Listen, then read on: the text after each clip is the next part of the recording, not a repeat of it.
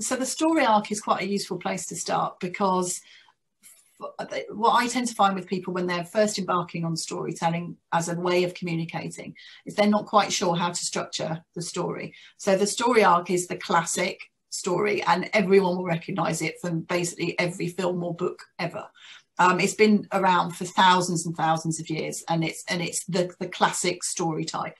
So you start off with a little bit of scene setting when you're talking about, it helps people to understand that it's a story if you talk about where it happens and when it happens. So you'll probably notice with the few stories that I tell through this discussion, I'll usually start with about 10 years ago, or this happened at this place that I worked.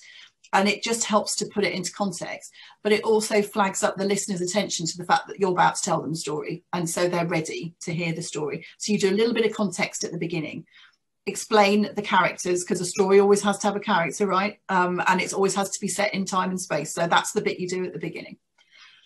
Then you explain the stuff that happens, and there'll be a sequence of events that happens in this story, often which will have a point where things go a bit wrong. And that's what happens in most films. You know, you think about, I don't know, Star Wars or something like that.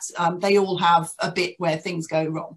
And I think I mentioned earlier that people love this stuff, this kind of roller coaster of emotion. That's what really engages people in a story that you're telling. So if there's any opportunity to build in a bit of adversity or a bit of suspense, then go for it.